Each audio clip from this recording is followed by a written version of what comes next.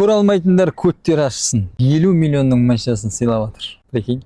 Маған емес, 140 бала алған абитуриентке, 11 бітірген жастарға. Қатты қуанып тұрмын. Айтайын, вот реально айтайын. Неге біздің кезімізде мотивация не болды? Ей, бірдеңе үйреніп ал, отбасын асырайсың, өлмейсің дейді. Неге біз өлмеу үшін өмір сүруіміз керек? Еліміз тану үшін, жеріміз тану үшін, қызмет ету үшін білім алуымыз керек. Осындай нәрсені ұйымдастырып жатқан, білмеймін, кім машина беріп жатқанда білмеймін, көрдім, мәз болдым.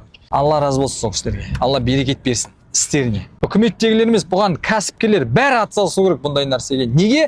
Бізде қараңыздар, күрескер мықты, тағы бірдеңе, шулаймыз, айтыскер, бәрі әйтеуір машина алғышта. Олар да керек, олар дұрыс емес демеймін, алған жақсы, өте жақсы. Еліміз танытсын.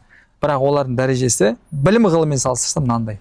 Білім ғылым мынандай болса, демек оларға ғылым білімде жетістікке жетіп жатқандарға машина сыйласын, үй сыйласын, жаңа шетелден оқуын полный обеспечение жасасын. Сөйтіп елімізді танытсын. Мынау біздің бабаларымыз, алаш зиялылары қазақ білімді болу үшін өмірлерін арнаған. Мынау Медеудің өзі, мына Медеу бабаларымыз Медеуді атына берген бүкіл қаражатын осы қазақтарды осы Алматыда оқыту үшін салған екен да. Сондықтан білімді жастар қазақ елінің болашағы. Қазақ елінің жастары білімді болсын, қазақ елі жасасын.